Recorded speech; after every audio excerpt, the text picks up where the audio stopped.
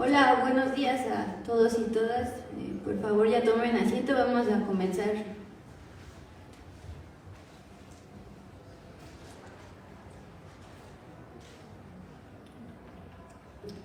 Gracias. Buenas tardes ya. El Museo Memoria y Tolerancia, en coordinación con el Centro de Estudios Mexicanos y Centroamericanos y la Fundación Heinrich Böll, les da la más cordial bienvenida a esta presentación de los libros México Trash and Craft y El Atlas de Plástico. Como sus títulos sugieren, vamos a platicar sobre el manejo de los residuos plásticos. Solo a manera de introducción y para abrir el debate, me gustaría plantearles que hay tanta basura plástica en el mundo que no solo está afectando a la fauna marina y a los suelos, sino que se han encontrado microplásticos incluso en nuestros cuerpos humanos.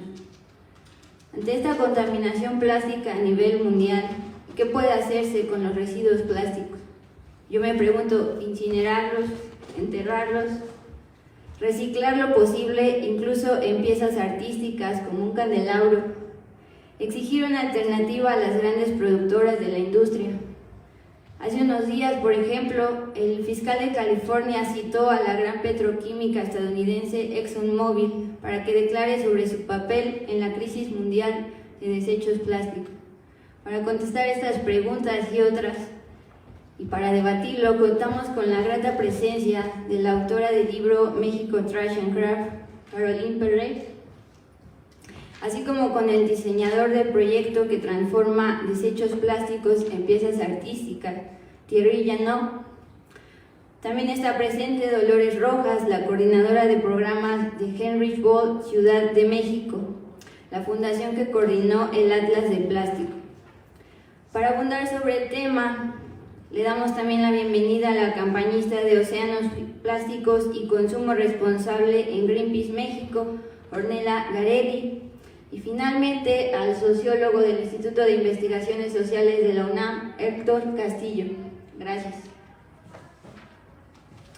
Y directamente damos la palabra a Caroline Perret, la autora de México Trash and Craft, una crítica a la sociedad del consumo desde el trabajo tanto creativo como colectivo con pepenadores del centro de la Ciudad de México.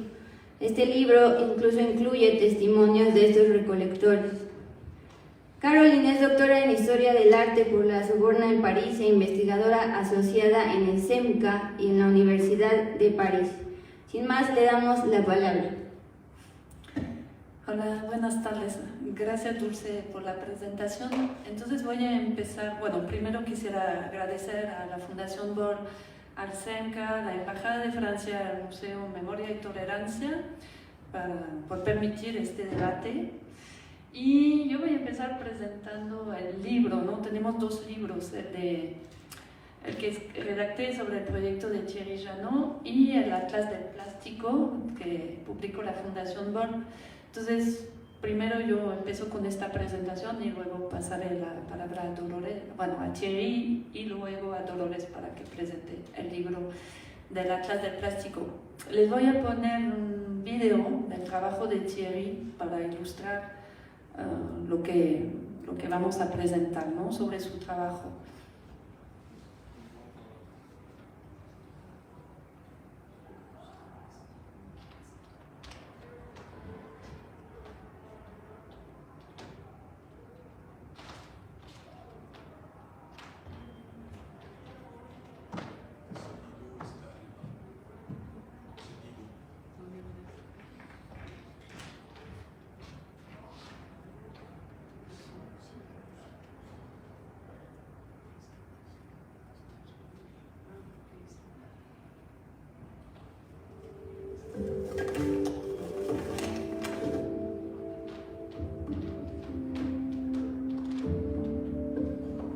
Trato de imaginarme dónde va a quedar, nada de eso, cómo se va a ver, cómo es que la gente se va a emocionar.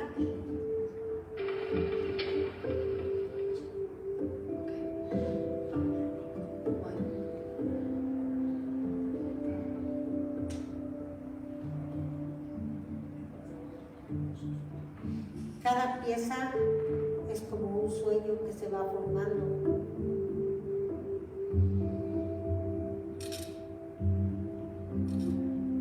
Me ayudó a salirme del vicio y cortar piezas muy importantes que son piececitas chiquitas.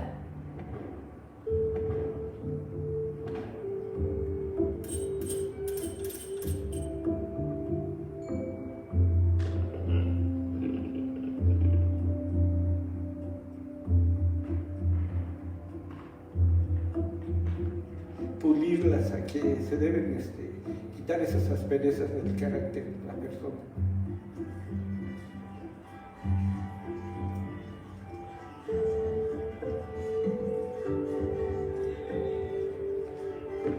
La gente debe de darse cuenta que todo tiene una transformación, todo tiene una limpieza.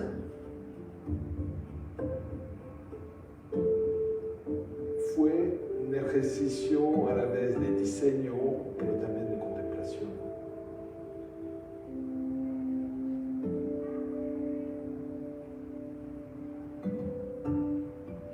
Puede haber muchas cosas que se pueden recuperar de toda la basura, se pueden ir conservando muchas cosas, hacerle menos daño al mundo.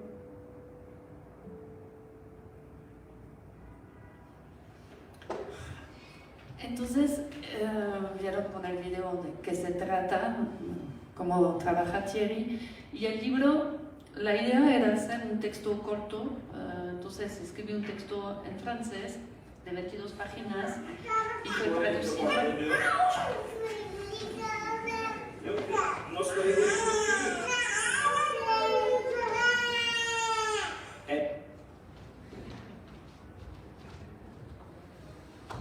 Y este texto en francés fue traducido en inglés y en español.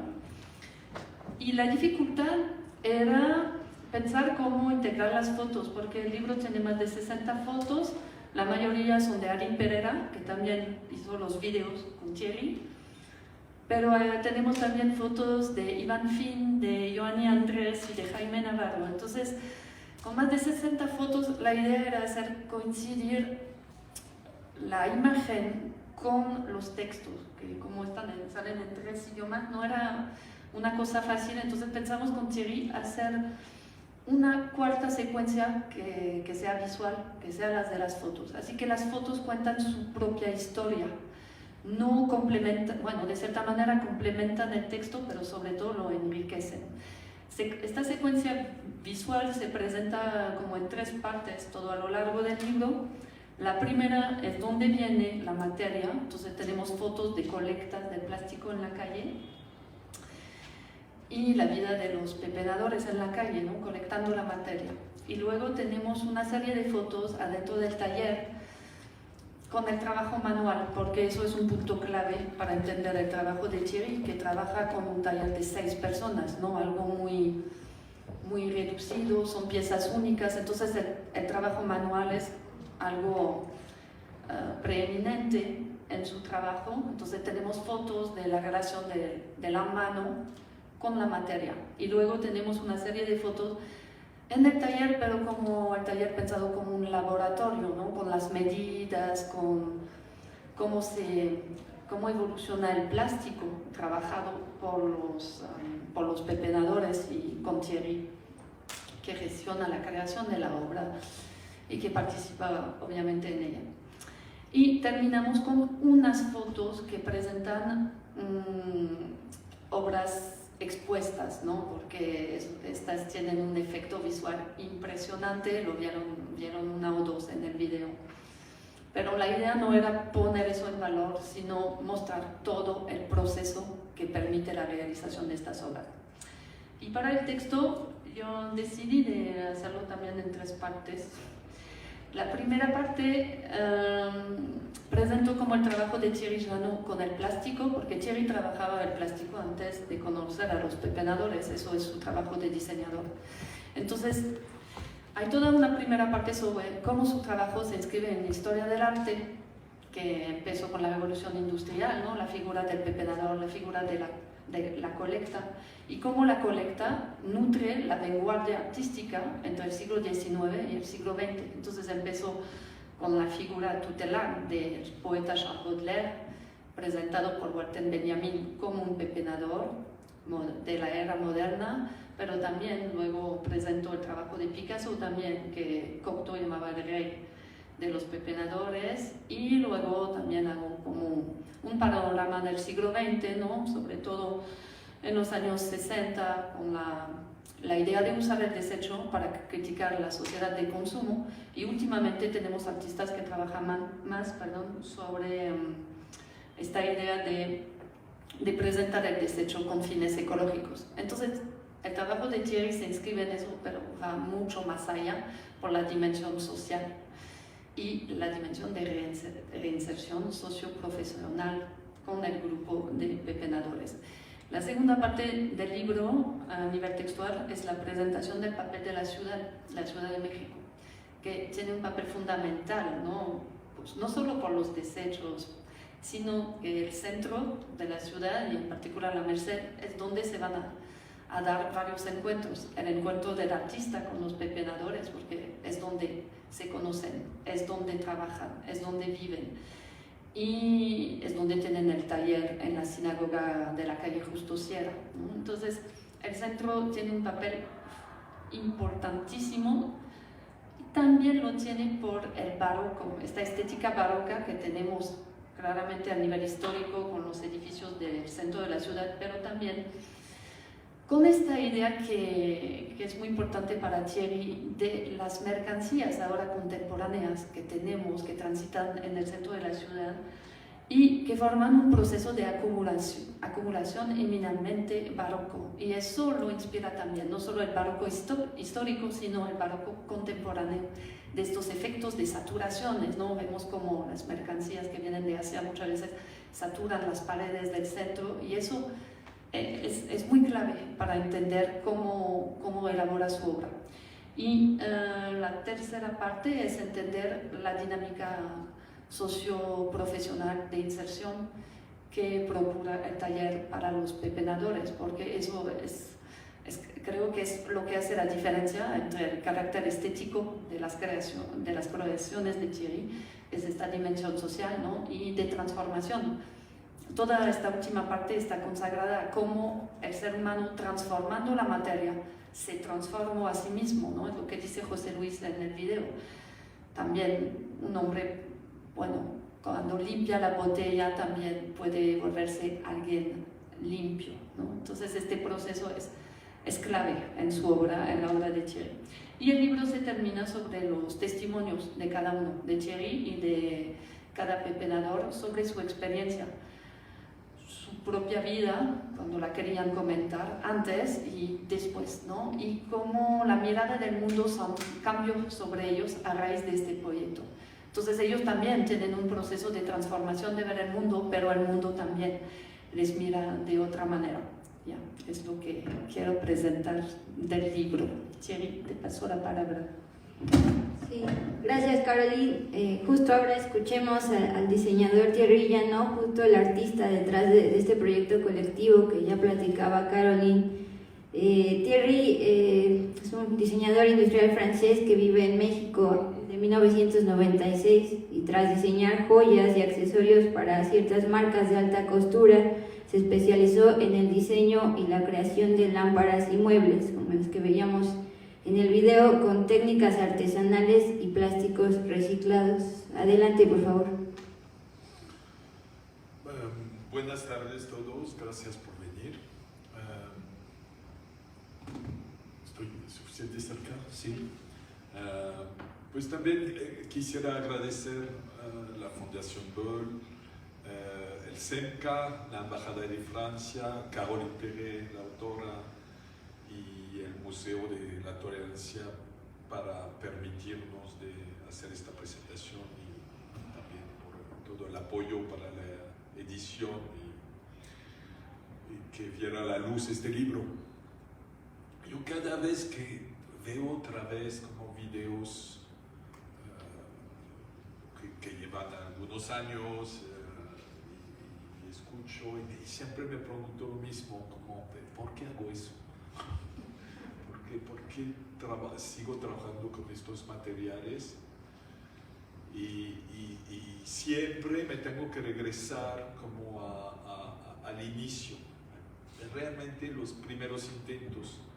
Y recuerdo muy bien que tuve que presentar algún proyecto para alguien que me decía, no, sería bueno hacer algo reciclando algún material. Y la verdad nunca lo había hecho, aparte de hacer el reciclaje, digamos, común que cualquier persona puede tener en la casa, pero profesionalmente de querer desarrollar algo por medio del diseño con un material que llamamos la basura, los desechos, etc. No lo había hecho. Y observé, recuerdo, botellas de PET tiradas como un montón, como un tipo de montañita en el centro histórico, fin de día, enfrente de mi estudio. Y era impactante de ver todas estas transparencias acumuladas, y empecé a reflexionar, y la primera cosa que pensé, me dije, qué cosa, qué práctica humana tan extraña. Primero, esta botella, si tomo el ejemplo del PET, por ejemplo, esta botella de un uso tan rápido, ya estoy a la mitad, en unos minutos la termino, y luego ya pasa a otra dimensión, como que el cesto, que yo me siento ciudadano por un cesto, soy responsable, pero de algún modo se me olvida que eso ya empieza a generar basura. Esta botella empieza a estar en la problemática que llevamos años hablando de. Y siempre me pregunto, pero estos materiales con tanto trabajo para desarrollarlos, los moldes, la transformación de hidrocarburo y de polímeros para llegar a la transparencia, me metía a hacer como alguna investigación y al final descubrí que era un superplástico, un plástico de una calidad increíble que permite utilizar capas muy delgadas, pero con una utilización pésima de este concepto del uso único, de este capricho de tener un envase transparente y bonito para tomar sus traguitos de agua. En fin, entonces nació una cierta reflexión y me dije, pues, órale, yo voy a intentar. Y el primer punto de partida fue, a través de la acumulación de pequeñas escamas, generar reflejos de luz, y por eso construí candelabros. Y yo estaba impresionado de la calidad del material capaz de reflejar tanto luz por acumulación de capitas, así. Y la verdad, el trabajo manual me pareció muy importante para hacer luego esta conexión con un mundo de gente marginada, con esta, digamos, parte de la sociedad que nos da el servicio de hacer esta última limpieza en la ciudad, como después de los servicios, digamos, públicos, son como estos invisibles que van recogiendo los materiales para hacer algún negocio con uno, y es todo un mundo, es increíble, es todo un mundo, y me pareció importante al momento que yo tocaba un material hacer también homenaje y tratar de ser lo más inclusivo posible con la gente. Y entonces eso fue el inicio de esta historia, y luego, bueno, pues, no les voy a contar en detalle todas las obras que he podido crear, y luego hubo este encuentro con Caroline que hizo posible contar esta historia sobre papel y el apoyo de la Fundación Böll, y pues creo que con eso ya es una primera introducción, digamos, a mi manera a este tema. Gracias.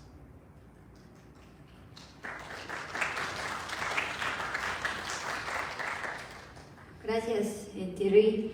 Esa fue la presentación del primer libro, México Trash and Craft. Ahora continuamos con Dolores Rojas, coordinadora de programas de la Fundación Heinrich Böll, Ciudad de México, que nos hablará sobre el Atlas del Plástico, este otro segundo libro que estamos presentándoles, el cual fue realizado junto con Break Free from Plastic, y nos exponen datos duros sobre quiénes son los mayores responsables de esta crisis plástica que vivimos en el mundo. Dolores es coordinadora, como ya les decía, del programa de Fundación Heinrich Böll, Ciudad de México, donde da seguimiento al eje de trabajo sobre recursos naturales, energía y transformación socioecológica, desde donde impulsa cambios en la política energética y de los recursos naturales. También promueve la conciencia ciudadana sobre la necesidad de una transformación socioecológica. Vamos a escuchar a Dolores.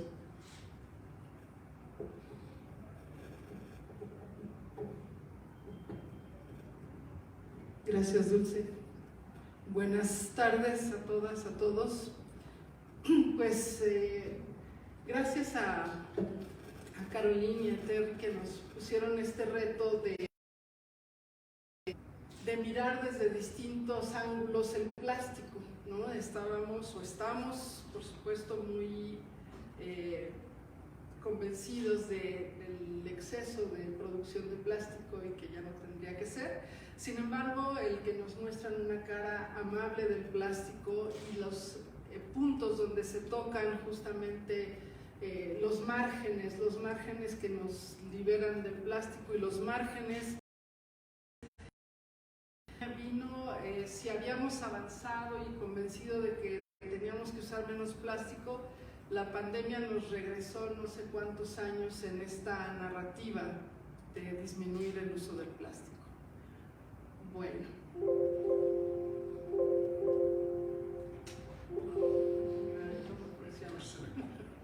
Como siempre pasa.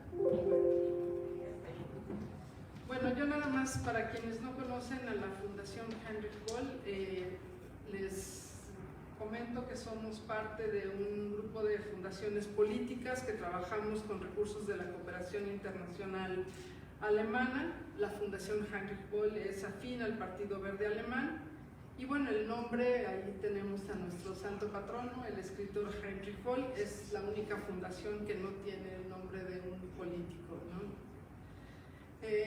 Bueno, entremos pues en materia. Ya hablaba Thierry de lo que es el plástico. En efecto, es un grupo de materiales sintéticos fabricados a partir de hidrocarburos. Se forman por polimeración, es decir, una serie de reacciones químicas sobre materias primas orgánicas, es decir, que contienen carbono y principalmente gas natural y petróleo crudo.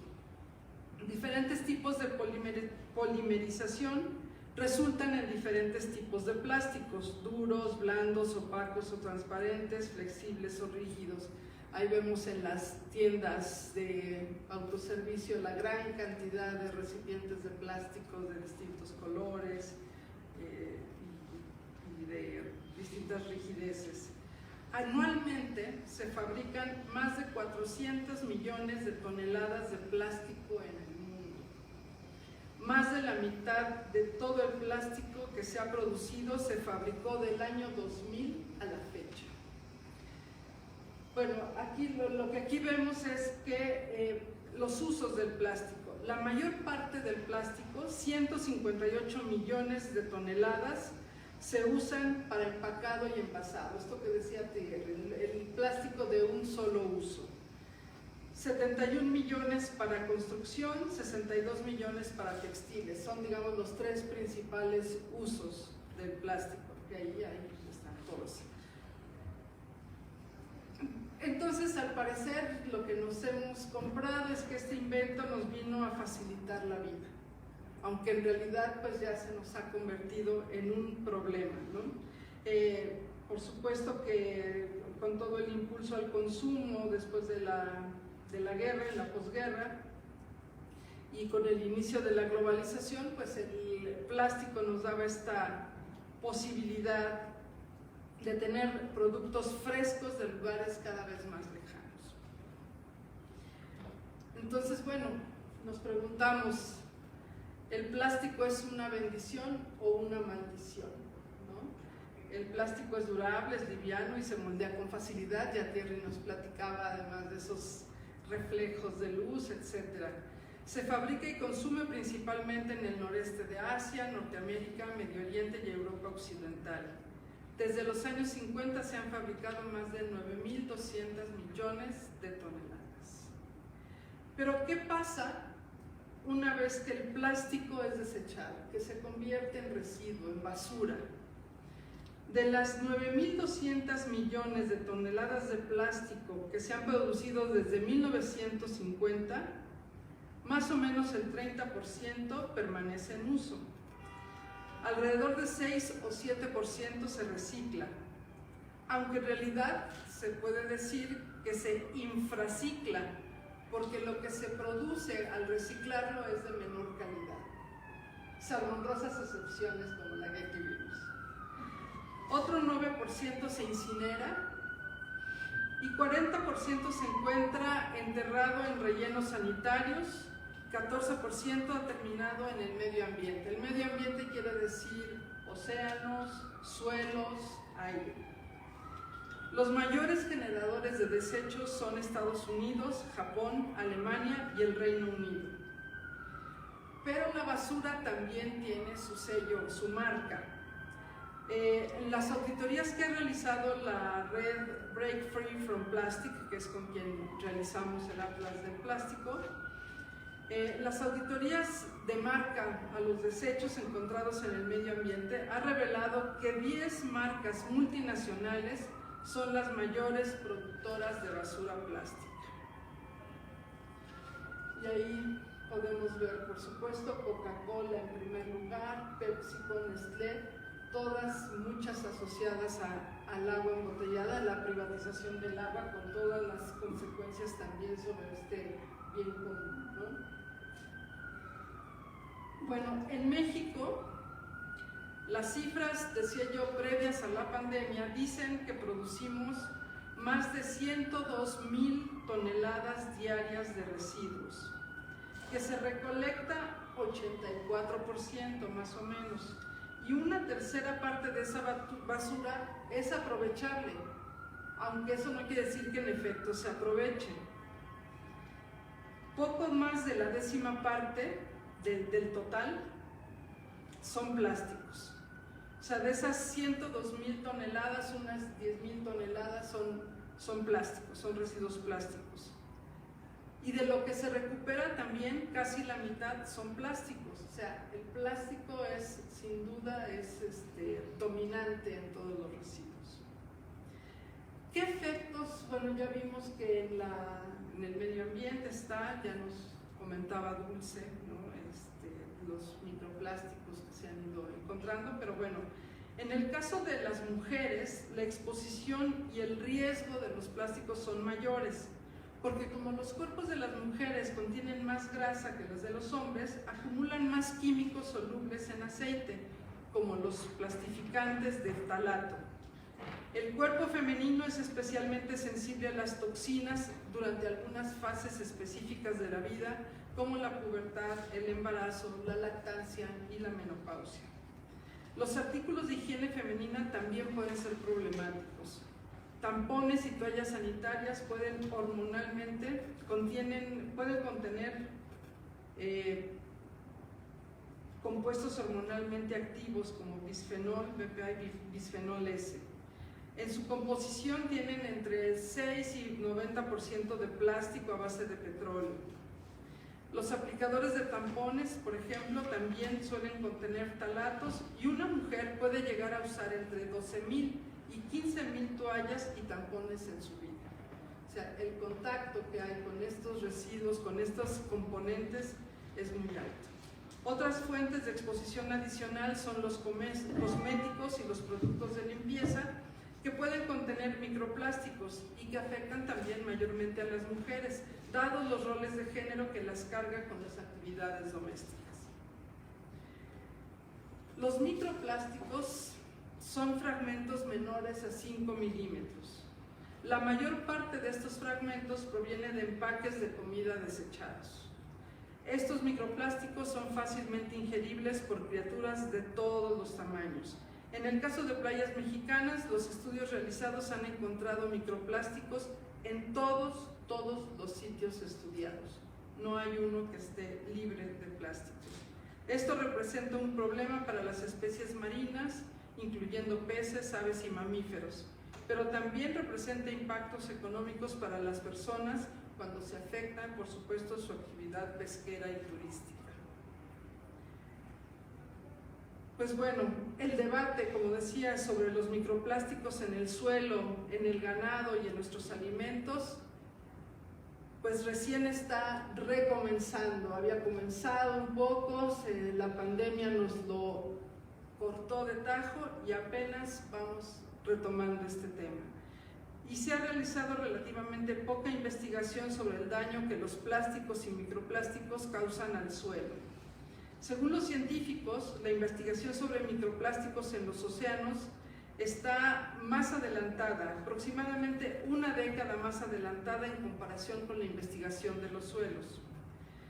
Según las estimaciones, de los 400 millones de toneladas de plástico que se producen cada año, un tercio termina de una forma u otra en el suelo o en las aguas continentales. Dependiendo de la situación, eso haría que la contaminación del suelo fuera entre 4 y 23 veces mayor que la del mar.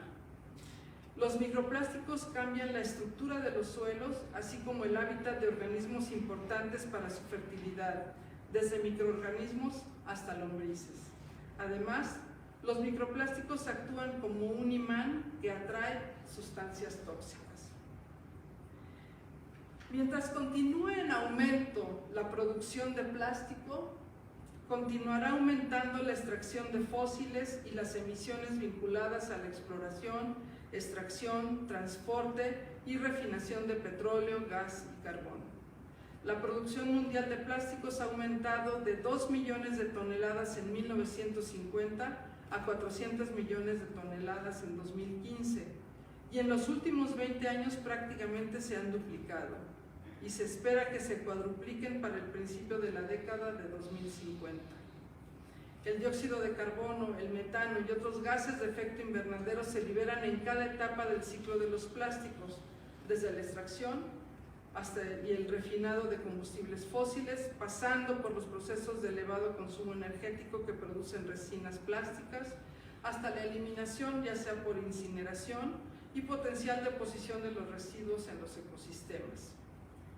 A las tasas de crecimiento actuales y proyectadas, la producción de plásticos por sí sola, o sea, solo para producir plástico, estaríamos utilizando entre el 10 y el 13% del presupuesto de carbono que nos resta para mantenernos por debajo de los 1.5 grados. Además, la presencia de microplásticos en el océano amenaza su capacidad como sumideros de carbono, porque obstruyen la luz e impiden el proceso de fotosíntesis del fitoplancton y alteran la alimentación y sobrevivencia del zooplancton, que contribuye a fijar el carbono en el suelo marino. Pues yo nada más terminaría diciendo que debemos, en efecto, rechazar lo que hemos aceptado como normal.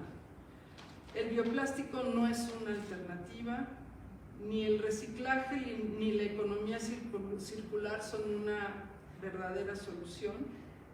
Si queremos reducir los desechos plásticos, debemos eliminar los plásticos de un solo uso y promover el consumo local que facilite los sistemas de distribución y entrega de los productos.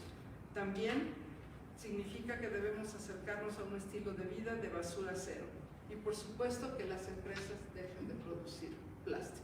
Gracias.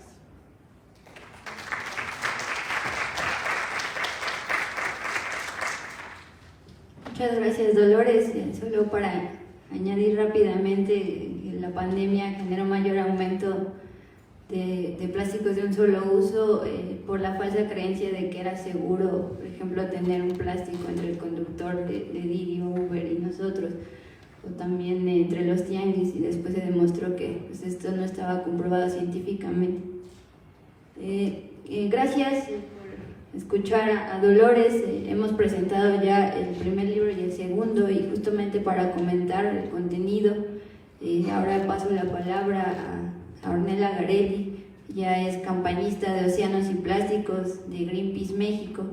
Sus principales líneas de trabajo son justamente la contaminación por plásticos de un solo uso, también de residuos, la economía circular, el consumo responsable y los océanos. Ella es graduada en Relaciones Internacionales por la Benemérita Universidad Autónoma de Puebla y maestranda también en Relaciones Internacionales por la UNAM. Le paso el micrófono.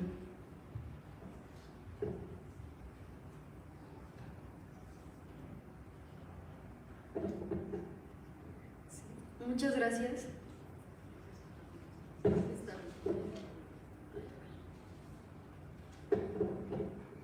Listo. Bueno, muchas gracias por la invitación para comentar estas dos publicaciones.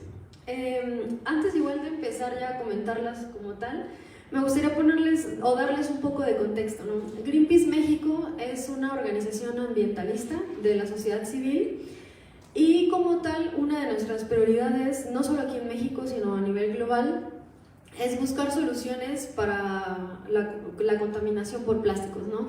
Que ya lo ha mencionado incluso la ONU, la contaminación de los ecosistemas por residuos sólidos como los plásticos y por sustancias químicas es uno de los 3 problemas ambientales más graves que enfrentamos en la actualidad como humanidad, junto con el cambio climático y la pérdida de biodiversidad.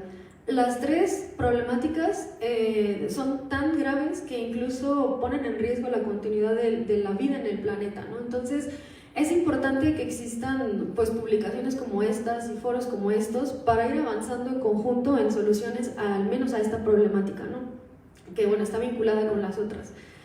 Entonces, lo que yo voy a presentar aquí, a partir de mis comentarios a estas publicaciones, se vincula con nuestro trabajo, ¿no? Como sociedad, como organización de la sociedad civil, que buscamos soluciones a este problema.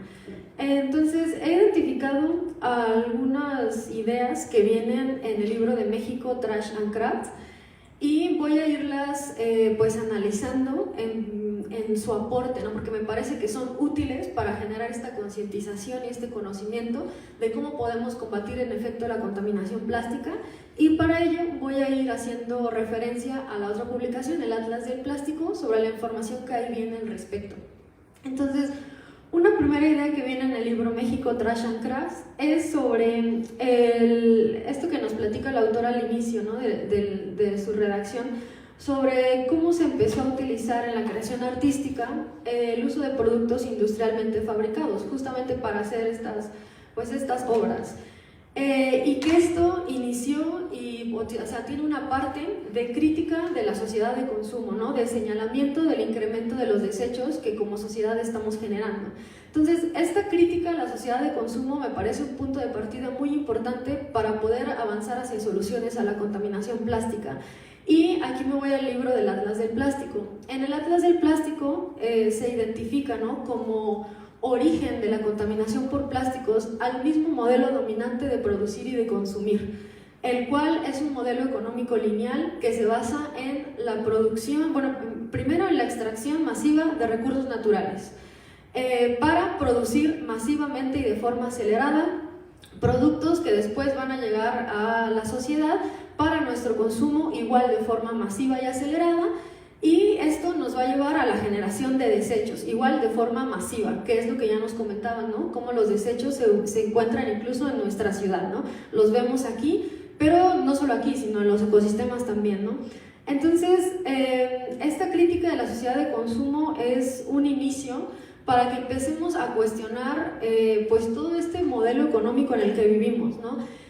Por eso nosotras desde la sociedad civil, y no solamente desde Greenpeace, sino del movimiento también Break Free from Plastics, el cual coedita con la Fundación Bol el Atlas del Plástico y del que somos parte, estamos buscando demandar, bueno, en primer lugar señalar a las empresas más contaminantes, ¿no? Estas empresas que están produciendo miles de millones, por ejemplo, de botellas plásticas al año, y que estas pues en su mayoría están terminando contaminando los ecosistemas, ¿no? Entonces buscamos soluciones de raíz, pero al mismo tiempo esto no quiere decir que como ciudadanía no tengamos la oportunidad de hacer un cambio, ¿no? Y esto lo vinculo con la siguiente idea que retomo del libro México Trash and Crafts, que es esta parte donde menciona sobre la metamorfosis del material que se está utilizando, ¿no? De cómo las personas recicladoras junto con Thierry hacen esta transformación del plástico y se le asigna un nuevo valor, ¿no? Al utilizarlo en estas creaciones artísticas. Entonces, esto ya lo mencionaba Thierry, ¿no? Da pie a que, por ejemplo, veamos esta botella y digas, vale, no va a terminar, no vamos a dejar que termine siendo basura, ¿no? Que esta basura llegue, por ejemplo, a los océanos, sino que la vamos a reciclar y le vamos a dar este nuevo valor en esta obra artística, lo cual está súper bien, ¿no? Pero no debemos quedarnos en ese punto, sino ir más allá a esto que les mencionaba, ¿no? Buscar con nuestras acciones contribuir a combatir este modelo de consumo dominante. Entonces, antes de hacer estas correctas acciones de tirar la basura en su lugar, de separar adecuadamente los residuos, de buscarles reciclarlos, tenemos que hacer otros pasos que son esenciales. O sea, antes de esto tenemos que reducir, tenemos que evitar consumir plásticos de un solo uso que son innecesarios. Y aquí tenemos justo el ejemplo de la botella, ¿no? Yo nunca voy a olvidar en 1999 que tuvimos una inundación en el norte de Veracruz, en donde estaba devastado el estado, ¿no? Y nos llegaba el agua así embotellada. Entonces dices, vale, o sea, no teníamos agua, no teníamos comida, era necesario. Pero en este contexto, por ejemplo, en donde estamos aquí cómodamente, podemos traer nuestra botella con agua rellenada en nuestra casa, ¿no?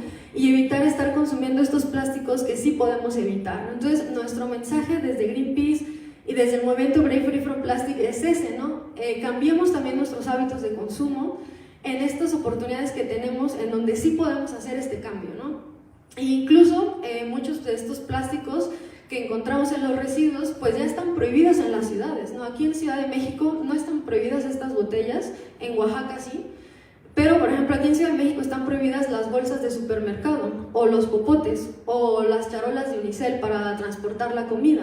Entonces es importante que como sociedad también sepamos esto y exijamos a las empresas que no nos las sigan dando, ¿no? Y que nosotras pues hagamos estos cambios en nuestra vida diaria, ¿no? Entonces, volviendo igual al libro, ¿no? De México Trash and Crafts, de cualquier forma, o sea, esta creación artística con el uso de los residuos tiene este poder simbólico, ¿no? Esta parte educativa hacia la sociedad, que donde nos muestra toda la cantidad de residuos que estamos generando y la necesidad de tomar medidas al respecto, pero que vayan antes de la fase de consumo. De ahí, la tercera idea que retomo del libro es esto que menciona sobre cómo al mismo tiempo que se transforma el plástico, la transformación del plástico también conlleva una transformación en las personas recicladoras, en las pepenadoras y pepenadores.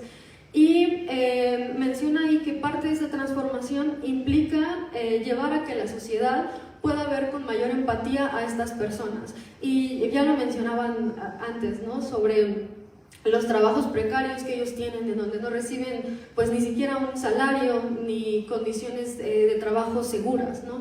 Entonces, siento que este es un aporte muy importante del libro porque nos permite pues reconocer el importante papel que las personas recicladoras tienen en la gestión de residuos de nuestras ciudades, en México, en América Latina y en otros países en desarrollo. Y pues esto es una pieza clave para pues poder insertar a estas personas en las soluciones correctas, ¿no? Por ejemplo, es muy importante que en estas políticas de basura cero, hacia las cuales buscamos que las ciudades transiten, pues partan de la inclusión de las personas recicladoras, ¿no? Y que se establezcan legislaciones y políticas públicas que no solamente reconozcan su trabajo, sino también que pues garanticen sus derechos humanos básicos, como el derecho a una vivienda, el derecho a la salud y pues también el derecho a tener un trabajo en condiciones que sean seguras y con salarios dignos y prestaciones. Esto también va de la mano con el principio de la responsabilidad extendida de los productores. Ya hablamos de las empresas contaminantes, ¿no? Entonces, esa transformación en el modelo de producir y consumir que ya les mencionaba requiere de la participación de las empresas, ¿no? Requiere que las empresas se hagan responsables de los productos que ponen en el mercado durante todo su ciclo de vida, ¿no? Es decir, desde que están diseñando el producto para, por ejemplo, sacar lo desechable del diseño de un producto y hacer opciones que sean reutilizables, ¿no? Que podamos tener con nosotros en uso por mucho tiempo, evitando generar este residuo. Pero también que se hagan responsables de la gestión de los residuos que sus productos generan. Actualmente toda la carga de la gestión de los residuos está puesta en los municipios, ¿no? En los gobiernos, en municipal y estatal principalmente, dependiendo del tipo de residuo. Y por lo tanto está puesta también sobre los hombros de la sociedad, porque todo esto se cubre con impuestos, con nuestros impuestos, con dinero público. Entonces es necesario ya que estas empresas pues asuman políticas de responsabilidad extendida de los productores, en donde empiecen a participar de esta gestión de residuos también, ¿no? A través, por ejemplo, de la inversión en infraestructura, del financiamiento y pues de la creación de mayor infraestructura en las ciudades que hace falta, ¿no? Infraestructura me refiero, por ejemplo, a mayores plantas de reciclaje o de composta o de separación de residuos. Entonces, esto igual volviendo al rol de las personas recicladoras, es importante porque en la actualidad estas personas con la recolección que hacen de los residuos están haciéndole el trabajo a los municipios y a las empresas, ¿no? Están supliendo incluso sus responsabilidades. Entonces es importante que gobiernos y empresas avancen hacia políticas de basura cero y de responsabilidad extendida de los productores que pues brinden mejores condiciones a las personas recicladoras, ¿no? Dicho esto, bueno, me parece que es muy importante, ¿no? Que, o bueno, hubiera estado muy bien que estuviera alguna de las personas pepenadoras aquí sentada, ¿no? El día de hoy en esta mesa, para escuchar también sus experiencias de primera mano, ¿no? Entonces estaría buenísimo igual que eso pudiera pasar para próximas ocasiones. Y pues cerraría aquí, ¿no? No sin recomendarles antes leer ambas publicaciones. El Atlas del Plástico me parece que es un aporte sumamente importante a la investigación, al conocimiento en torno a la contaminación por plástico y brinda datos muy importantes sobre este problema, ¿no? O sea, desde, ya lo mencionaba acá Dolores, ¿no? Desde cuántos plásticos se producen cada año, cuántos residuos se generan, cuáles son sus impactos en el medio ambiente, en la salud humana, en la salud de las mujeres, hasta propuestas de solución. Entonces realmente es un referente para quien quiera conocer sobre esta problemática. Y el libro de México, Trash and Crafts, también lo recomiendo ampliamente para tener esta otra perspectiva, ¿no? Una perspectiva humana de la contaminación por plásticos y de las personas que pues están vinculadas a esto, como las personas recicladoras, pues a través de soluciones como el suprarreciclaje, ¿no? Que es esta transformación de residuos en obras artísticas. Y me quedé aquí. Muchas gracias.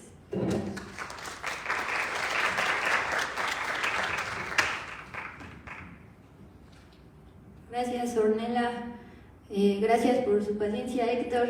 Vamos a pasar con él y antes mencionar que me gustaría devolverle la palabra a Thierry para que nos sea el representante de la voz de estos pepenadores. Estamos a muy buen tiempo y posteriormente pasamos con sus comentarios y preguntas. Pues damos la palabra a Héctor Castillo, doctor en Sociología, investigador titular C de tiempo completo definitivo en el Instituto de Investigaciones Sociales de la UNAM. También es músico, periodista, especialista en problemas urbanos en las áreas de basura, abasto alimentario, caciquismo, desarrollo social, cultura y también de juventud y violencia. Adelante, por favor, Héctor.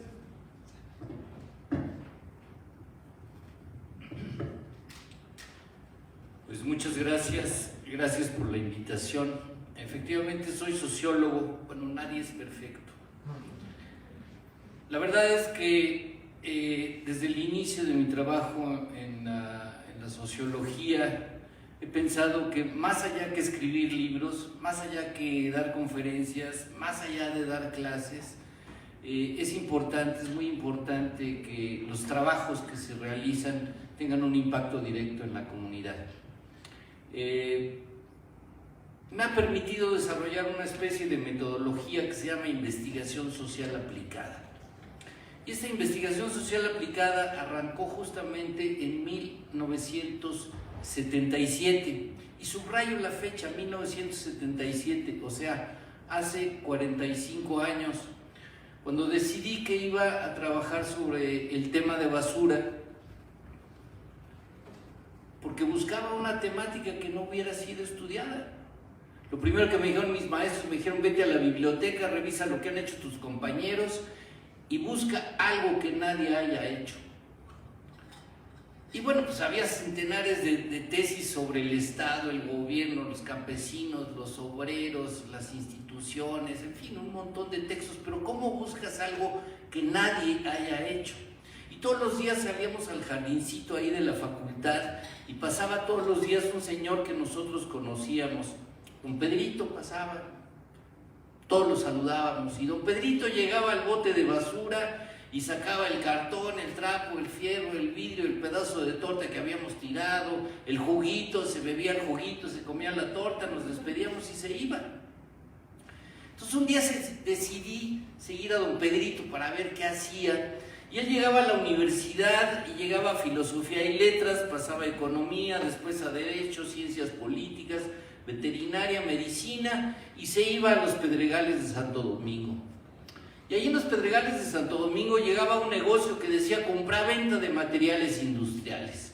Y ahí sacaba su costal, entregaba el papel, el cartón, el vidrio, el trapo, el fierro, el hueso, y le daban una lana y se iba. Entonces yo regresé con mi maestra y le dije, ¿sabe qué? Fíjese que hay un señor que se llama don Pedrito, que viene todos los días a la facultad, recoge basura y después la va a vender. Mi tema de tesis es ¿cuántos don Pedritos existen en la Ciudad de México? Entonces mi primera lectura fue el directorio telefónico, la sección amarilla, y busqué compraventa de materiales industriales y me encontré 167 negocios distribuidos por toda la ciudad que compraban y vendían materiales. Y entonces llegué con la maestra y le dije, aquí fíjese, aquí hay 167 lugares que compran y venden materiales, y ya busqué libros, no hay libros escritos, ya busqué artículos, no hay artículos escritos, ya busqué información oficial, no hay información oficial sobre la basura. Me dice, bueno, pues sí, es un tema que no ha sido tratado. Y como vas a empezar desde cero, tienes que empezar desde cero. Y le dije, ¿y qué es empezar desde cero, maestra? Dice, pues métete de trabajador. Y entonces, mi primer trabajo fue ser barrendero. Y empecé a barrer las calles. Entonces tú llegabas en ese tiempo a las delegaciones, el trabajo, llegabas a la delegación y decían, pues se solicitan personas para recoger basura. Entonces llegabas y decías, buenas tardes, quiero ser barrendero. Entonces decían, ¿sabe leer y escribir? Pues más o menos. Pues fírmele aquí, se presenta mañana a las 4 de la mañana, agarra su carrito y recoge su basura. Y entonces al día siguiente sales con un carrito con los 2 tambos a recoger la basura y empiezan a salir las señoras que barrer. Tienes que llevar tus 2 tambos al camión de basura, ¿no? Y entonces llegué con mis 2 tambos llenos de basura al camión y el chofer me dice, dice, ¿tú eres nuevo? Sí, dice, pues agarra los tambos y tíralos arriba del camión. Tú le dices, pues no marches, o sea, pues ¿cómo los voy a levantar? Dice, o sea, no puedes levantarlos solo, ¿no? Te tenemos que ayudar. Sí, pues entonces cáete con la mitad de tus propinas que ya te dieron en las casas. Y entonces empiezas a entender que la basura circula a través de una circulación de dinero entre propina, gratificación, ayuda, tiras la basura, la tiras en el camión y empieza a construirse todo un mundo que efectivamente no había sido estudiado. Y obviamente en ese tiempo pues todos éramos marxistas. Entonces yo empecé en una delegación de clase media que era la Benito Juárez y dije pues voy a ver la basura de la clase media. Y después al otro mes dije, pues me voy a ir a una colonia marginal y me fui a la Venustiano Carranza. Y yo esperaba encontrar que la basura de la clase media y la basura de la clase baja fuera distinta. Pero pues no, o sea, la basura es la misma. Unos tiran más, unos tiran menos, pero es la misma basura. Entonces, después de trabajar de barrendero, me hice amigo de un chofer de camión. Y ese chofer de camión, pues recogía basura ahí en el mercado de La Viga.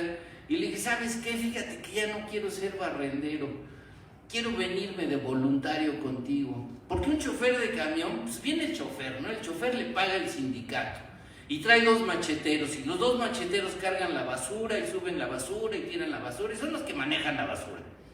Pero trae aparte como 8 o 10 voluntarios que no les paga a nadie, que no tienen ninguna prestación y que son parte de su equipo de trabajo. Y entonces me dice, pues quiero venirme de voluntario, porque pues era recoger la basura y separarla arriba y luego venderla y pues sacar una lanita, ¿no?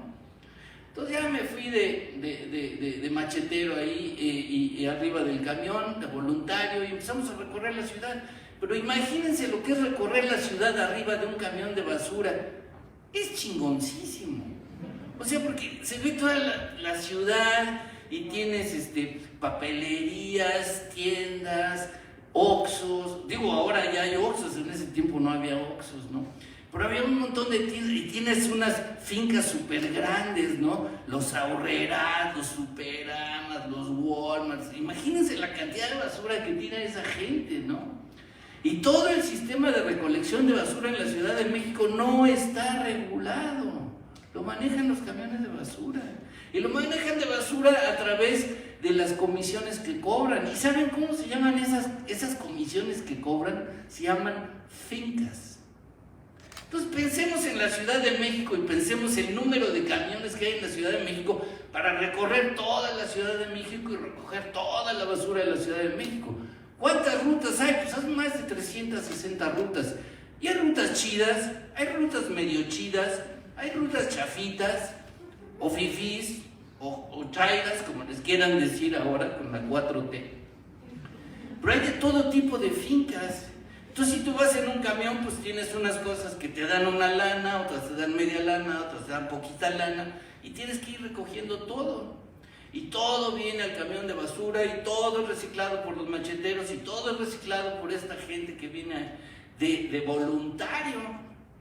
Hoy actualmente, por ejemplo, el servicio de limpia entre choferes y macheteros deben ser como unos 24, 25 mil personas pagadas por el sindicato, sección 1 de limpia del trabajo del gobierno de la Ciudad de México. Pero aparte de eso, hay por lo menos unos 160,000 voluntarios que nadie conoce, nadie registra, que vienen todos los días, que caminan por todas las calles y que trabajan en este proceso. Y ojo, en ese tiempo todos los días teníamos que ir a tirar la basura al tiradero a cielo abierto de Santa Cruz Mellehualco.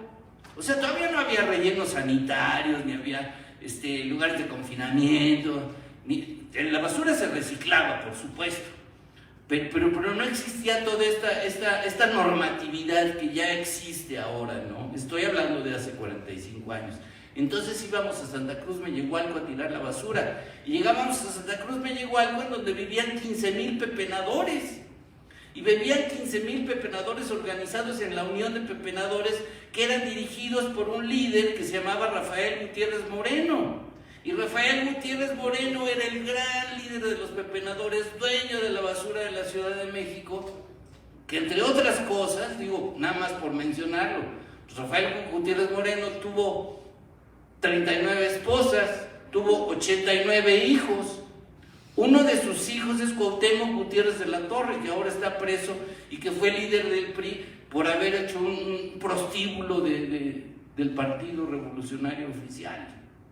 O sea, en 45 años hay muchas cosas que siguen. Pero me regreso al tiradero, llego al tiradero de basura y entrar al tiradero era complicadísimo. La primera vez que yo quise entrar al tiradero de basura dije, a ver, ¿cómo puedo entrar? Ah, ya sé, me voy a parar con mi cámara, con mi libreta, me paro en un semáforo, viene el camión, va camino al tiradero, voy con el chofer y le digo, jefe, ¿no me da un aventón al tiradero de basura? Y me dice, va a decir, pues súbete. Entonces lo hice, me paré en el semáforo, vino el camión, le dije, ¿me da un aventón? Me dice, súbete, y me dice, ¿qué chingas vas a hacer ahí? Le dije, pues es que me dejaron una tarea en mi escuela. Me dice, oye, pues ten cuidado porque está muy cabrón adentro. Entonces le dices, no, pues no se preocupe, yo soy de la Facultad de Ciencias Políticas, estoy entrenado para cazar tigres en África, o sea, no va a pasar nada. Usted me lleva y me deja en el tiradero y yo me hago cargo de mi vida. Entonces llega el camión, me deja en el tiradero, me bajo, veo a los pepenadores y yo me imaginaba en mi locura que iba a llegar con los pepenadores y decirle, muy buenas tardes, ¿cuántas personas viven en su casa? ¿Qué comen? ¿Dónde viven? ¿Cómo toman el agua? Etcétera. Y entonces empecé a caminar y me pasaron dos cosas. Una, nunca había estado en un tiradero de basura. empecé a caminar, me empecé a hundir en la basura, se te empiezan a llenar los calcetines de mengrambrea, vienen miles de moscas, se te estampan en la cara, y me rodea un grupo de pepenadores y me dicen, ¿qué chingados estás haciendo aquí, cabrón? Entonces les dices, pues es que me mandaron de mi escuela a hacer una tarea, cabrón. Y te dicen, ni madres, güey, está prohibido que entres aquí, que no leíste el letrero que está prohibido que entren al tiradero de basura, y salte de aquí porque la próxima vez te vamos a matar, cabrón. Te vamos a aventar abajo de la basura, te vamos a aplastar con la basura y nadie va a saber en dónde vas a estar, cabrón. Entendí el mensaje, me regresé al camión, le dije al chofer, sácame de aquí. Me dice, ya ve, le dije que estaba cabrón. Le dije, sí, pero no tan cabrón. Le dije, o sea, pues me amenazan de muerte nada más con entrar aquí. Y entonces yo no había podido entrar al tiradero, pero ya como machetero de camión entraba todos los días y salía. Y todos los días íbamos a tirarle la basura a una familia de pepenadores. O sea, no crean que era el tiradero y a ver en dónde tiras la basura y en dónde la avientas. No, llegábamos con una familia de pepenadores y llegamos con la misma familia de pepenadores. ¿Y qué pasa? Pues obviamente te haces cuate de la familia. Jefe, ¿cómo está? Pues fíjese que le traje estos plastiquitos, me encontré esos juguetitos, me encontré ese mueblecito, aquí está para la familia, para la niña, para la mamá. Te haces cuate de ellos. Y que ya viene el viernes y dices, pues qué, pues sí, me quedo a echar un pulquito, pues órale un pulquito y vamos a jugar cartas y a cotorrear con ellos. Entonces estuve 2 meses de barrendero, estuve 4 meses de machetero en el camión y después un día llegué ahí a la familia de pepenadores y le dije, ¿qué cree don José? Tengo un problema en mi vida, no tengo dónde vivir. No me digas, mijo, no tengo dónde vivir, pues vente al tiradero de basura, cabrón. Y entonces me fui al tiradero de basura, construimos una casita de cartón y lámina y me fui de pepenador a vivir 4 meses en el tiradero de basura. Y entonces llegas al tiradero de basura, no hay luz, no hay agua, no tienes ni madre, sacas una veladorcita para sacar tu libretita y anotar en las noches lo que viste y acordarte de lo que estás viviendo y saber que es parte de tu proyecto de investigación y sales a trabajar. Y lo primero que te dicen en el tiradero de basura, aguas, cabrón, con las pinches lagunas de contaminación. Dices, no mames, ¿y esas qué son? Son las pinches lagunas que hay aquí metidas en la basura, cabrón. Ni te acerques porque te quemas, cabrón. Y sí, efectivamente, había un montón de lagunas de contaminación, como las llamaban ellos. Entonces, un día que llega el antirrábico con una camioneta llena de perros y gatos muertos, pues saca un gato que estaba bueno, ya estaba muerto, pero estaba bueno el gato. Entonces amarro el gato y lo meto a una laguna de descomposición y ya me voy a trabajar y regresé en la tarde para sacar el palito y ver qué había pasado con el gato. No, pues pinche gato, estaba deshecho completamente, que son los famosos lixiviados que se forman con la basura. Y esos lixiviados se esparcen en la basura o ya con los rellenos sanitarios se controlan, se meten, se empacan, se les trata y se sacan cosas, etc. Pero en ese tiempo los lixiviados existían en todos lados. ¿Y qué sucede cuando te vas de pepenador al tiradero de Santa Cruz? Me llegó algo, me dicen, no, ¿y sabes qué? Fíjate que el próximo viernes va a haber unos 15 años. Son los 15 años de la Ludivina, vámonos a la fiesta. Y me voy a la fiesta, a los 15 años de la Ludi, me dice, pues párate a bailar. Le dije, no, pues yo no sé bailar de a brinquito. No, pues párate a bailar. Te paras a bailar, sacas a la Ludi, regreso y mis cuates están viendo y me dice, ya tienes apodo, cabrón. Le dije, ¿cómo me van a decir? El pavo. Le dije, ¿por qué el pavo? Porque bailas como pinche guajolote. Entonces entré al tiradero, ya nadie me veía, podía hablar con toda esta gente, ya era el pavo. Y entonces entiendes lo que es la dimensión del tiradero de basura. Entonces estos primeros 10 meses de trabajo de campo me permitió entender lo que era la dimensión de la basura en la Ciudad de México. Después de salir de ahí, sí dediqué 1 año y medio a sacar la sociología, la historia, quién puso la campanita para que sonara, qué volúmenes, qué empresas compran, qué empresas venden, cómo lo tiran, qué sucede, cuánta basura se recicla, cuánta no, toda la parte sociológica. Y finalmente, después de 1 año y medio de la parte sociológica, Me dijeron, necesitas la parte teórica. Le dije, oye, pero en la escuela siempre en la parte teórica te dicen, pues búscate un texto de un famoso y que el famoso diga a ver qué va a hacer. Pero nadie había escrito sobre la basura. Y entonces un economista me dijo, es muy sencillo. Tienes la basura que no le sirve a la gente la desecha. Y después tienes miles de trabajadores que trabajan con esa basura que nadie quiere. Entonces es basura más fuerza de trabajo igual a mercancía, una nueva mercancía. Dice, pero entonces tienes que dejar de hablar como hablas y tienes que hablar formalmente y decir, el compañero Carlos Marx, dentro de sus textos de distribución de las mercancías, para que te entiendan y crean que eres sociólogo. Con ese trabajo llegué al examen final y uno de mis maestros, un antropólogo, me dice, te pasaste 3 años metido en la basura. Y le dije, sí. Me dice, nada más tengo una sola pregunta, ¿qué encontraste en el fondo de la basura? Entonces volteé y le dije, ¿sabe qué, maestro Valencia? En el fondo de la basura lo que encontré es una fotografía perfecta del sistema político mexicano. Encontré lo que es la corrupción, lo que es el clientelismo, lo que es el corporativismo, por qué los pinches diputados no funcionan, por qué a nosotros no nos importa la basura. Y una de las cosas que me encantó de esta invitación que me hizo Caroline Perret el día de hoy, justamente es saber que en 45 años esta visión negativa que yo tenía de la basura está cambiando, que hay instituciones como Greenpeace que nos están diciendo tenemos que cambiar las cosas, que como Dolores nos debe decir debemos rechazar lo que aceptamos como normal, y estas cosas que hemos aceptado como normales no son justas para nadie. Hay muchísimo trabajo que hacer y parte del trabajo de investigación en esta investigación social aplicada es lo que yo les vine a platicar el día de hoy. Muchísimas gracias.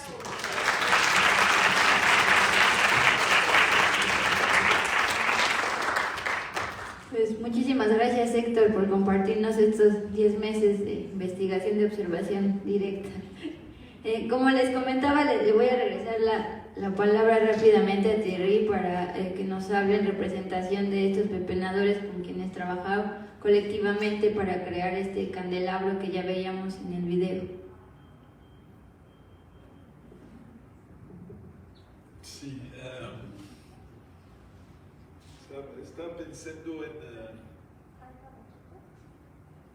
estaba pensando en otra vez estos materiales y el concepto mismo de basura, ¿no?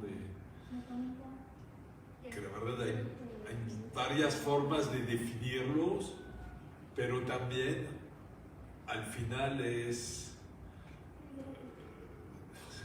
lo que acabo de escuchar, como son estos rellenos sanitarios, estas zonas que son un poco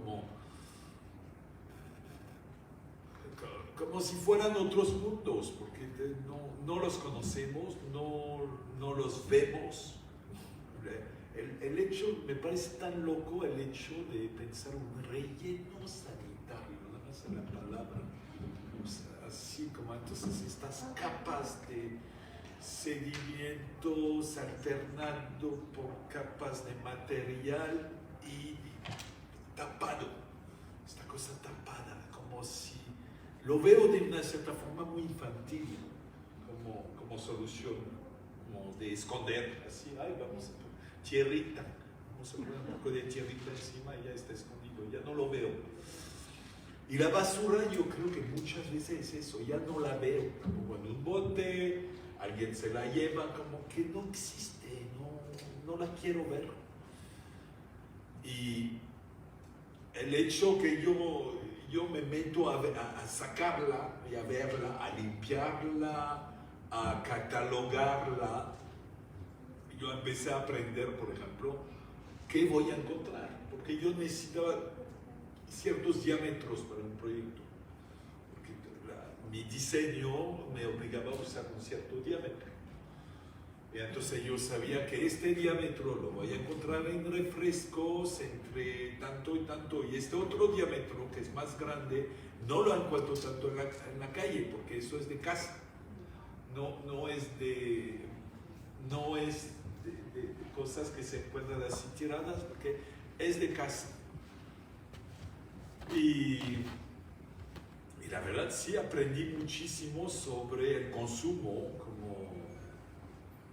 como tú lo decías, ¿no? Pues sí, este mundo, y aprendí mucho de la gente y sigo aprendiendo. Y además, como, no sé, a veces yo me pregunto, ¿qué haría si no hubiera este material así que veo como posible de transformar, de trabajar?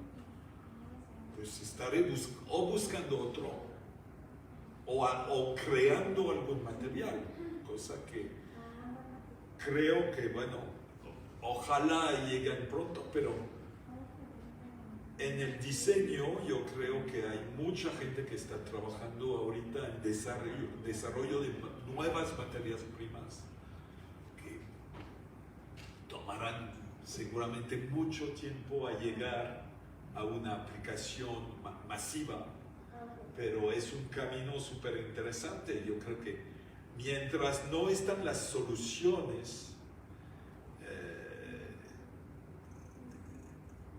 vamos a seguir viendo desechos que no nos gusta ver, pero aquí están. Y creo que mientras no hay una solución de otro tipo de consumo, la sola decisión personal no creo que va a tener suficiente impacto en el primer tiempo. Seguramente tiene que ser acompañado, y como lo es ahorita, de medidas, de leyes, de reglamento que ya del día al otro ya no lo puedes hacer. Que poco a poco va a pasar. Pasó por las bolsas, pasará con otros materiales. No es algo sostenible, eso es una realidad. Bueno, es eso que quería compartir. Gracias.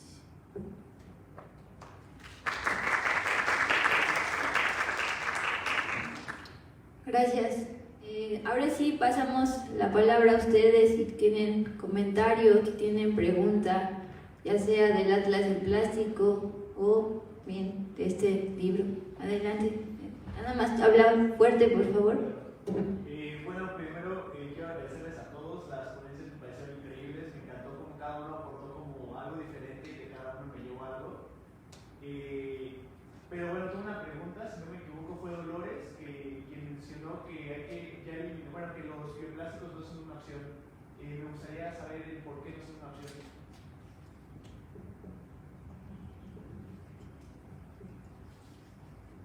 Para producir bioplásticos necesitas la materia que pueden provenir de la caña, del maíz, de algún lado. Y eso significaría también que estas cosas que son alimentos, que están satisfaciendo una necesidad alimentaria, se desvíen para una otra aplicación y se encarezcan, ¿no? Por ejemplo, si van... y entonces se hace una otra dinámica donde, como con los biocombustibles a base de maíz, etcétera, adquieren otro valor porque se usan para otra cosa que les da más lucro, digamos, a las empresas, pero se deja fuera las necesidades, por ejemplo, esto que decíamos de alimentación o lo que se esté usando. Y da la sensación, la otra parte por la que no es una solución, da la sensación entonces como de que no tenemos que bajar el consumo, no tenemos que dejar de producir más cosas, porque entonces pareciera que es infinita las posibilidades. Entonces es como una trampa en la que se puede caer muy fácilmente. Por ahí lo dejaría.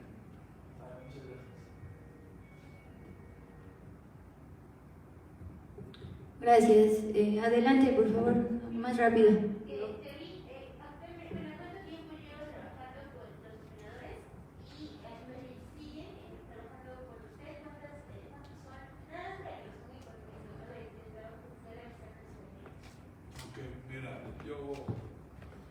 Mi trabajo personal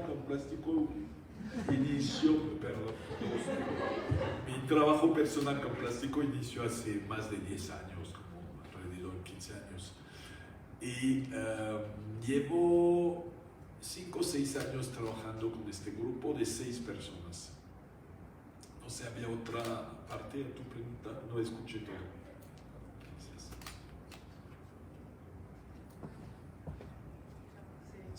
6 personas. ¿Cómo se da este acercamiento de personas marginadas que trabajan en plástico hacia hacer diseño bajo tu dirección? ¿O no son las mismas que salen en los videos? Sí, son las mismas personas que están en el video. ¿Cómo sería el acercamiento? ¿Cómo se genera este cambio? El acercamiento. El acercamiento yo me acerqué a través de asociaciones de barrio, por medio de una casa de cultura, no una casa de cultura, más bien una casa que hacía todo un trabajo social en la zona de la Merced. Y luego, pues, en los encuentros alguna gente se acerca, yo también compré materiales a gente y se establece una cierta relación y a veces esta relación se mantiene con el tiempo a través de proyectos que hice donde los invité a participar, donde había, digamos, como remuneración muy diferente a lo que tenían en su mundo, por ejemplo, y condiciones de trabajo completamente distintas, que eso fue también como, digamos, la posibilidad que yo tenía de abrir ciertas puertas, de hacer visitas a museo, cosa que hicimos varias veces, ok, hoy va a ser un día de museo, y recorremos el centro a ver exposiciones.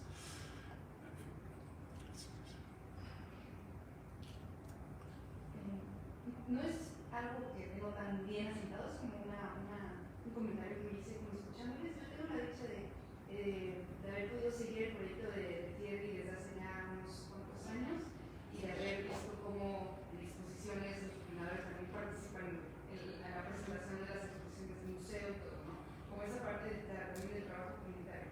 A mí lo que se me hace también muy importante y vinculando como toda esta reflexión del sistema que nos conlleva a utilizar y producir plástico es también este sistema y cambiar esta narrativa de no, lo que me parece muy potente no es como esa capacidad de reinsertar profesionalmente, de reinventar profesionalmente a los pepenadores. Yo creo que también hay que cambiar esa narrativa de que necesitamos estar como produciendo algo y esa fantasía también de que la gente tiene que estar produciendo, ¿no? Es más bien como volver a darle la posibilidad a la gente de reanudar con sus deseos de vida, su capacidad de vida, su capacidad de creación y sin producir algo forzosamente coordinado, o sea, salir como de esa narrativa. Eso se me hace como muy fuerte, muy profundo el trabajo que hace Kelly con sus entrenadores, entonces como plantear esto y también platicarles mi vida.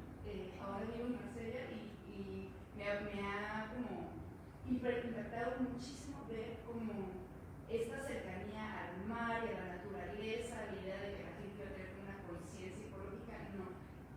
Mi cotidiano es diariamente caminar hacia la playa, recoger cantidad de basura, cantidad de microplástico que ya está profundamente agregado en cada playa. Entonces, como para también contextualizar eso, no solo sucede en México, sucede también en otros contextos donde se supone que hay un sistema público desarrollado, organizado, entonces como eso. Y agradecerles también mucho la presentación de todos, se me hizo muy complementario, muy interesante. Gracias. Gracias.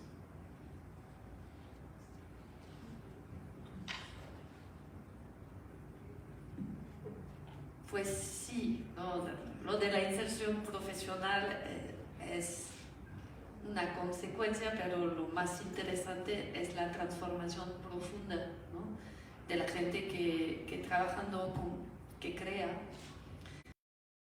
colinda con otro mundo, retoma confianza en ella. Eso es muy interesante y en el libro el testimonio de cada pepenador es de una riqueza increíble. Primero, de lograr hacer un discurso coherente, construido sobre su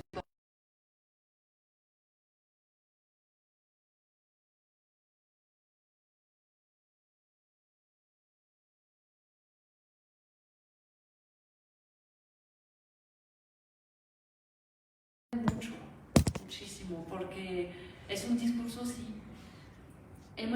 con mucha emoción, muy construido y mucha distancia hacia su propia experiencia personal y lo que son hoy y lo que les aportó el plástico. Porque sí, para ellos el plástico fue algo que les benefició de cierta manera, ¿no? Entonces, para contestarte, Michelle. Y en Marsella tienen un montón de huelgas de los basureros. Muchas gracias. Vemos contigo. Bueno, también me quedé pensando, bueno, ahorita mucho como estudiante igual de universidad, me quedé como impactado de cómo ponerse, o sea, para un proyecto hasta trabajar casi todo un año completo en la basura. Y en una parte comentó que encontró al fondo de la basura una foto de, pues, de la política mexicana. Y diría que de estos 40 años a la actualidad, esa fotografía está cambiando, o sea, bueno, vemos que ya está creando como un impacto como la basura, en los residuos, en reducir todo eso. ¿Y cree que existe cambiando esa fotografía o en ese tiempo sigue siendo la misma? No, el país se ha conservado suficientemente en la basura, afortunadamente. Ha tratado de mantenerse dentro de los ámbitos de basura normales en los cuales se maneja. Un poquito más cambia con la cuarta transformación, pero salen los opositores y no traidores a la patria, en fin, o sea, la basura sigue viva en la política mexicana, eso es importante. Lo chistoso es que, fíjate, realmente en estos 45 años sí hay un cambio, o sea, hace ratito habló Thierry y decía gente marginada que son aparentemente invisibles, ¿no? Estos pepenadores, estos miles de pepenadores que están ahí. Pues sí, la basura normalmente se trabajó desde los sectores marginales, de los sectores populares, desde los sectores muy miserables, y así siempre pensabas como los pepenadores, como de los últimos escalones sociales de la pobreza, ¿no?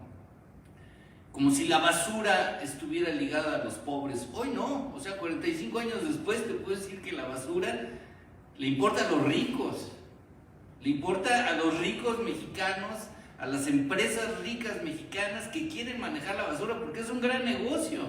O sea, pues métete a producir plástico, métete a sacar papel, a comprar cartón, el hueso, o sea, montones de cosas. Entonces hoy hay muchos ricos que están interesados en la basura y que obviamente están desplazando a estos pobres, a estos marginados, invisibles, ¿no?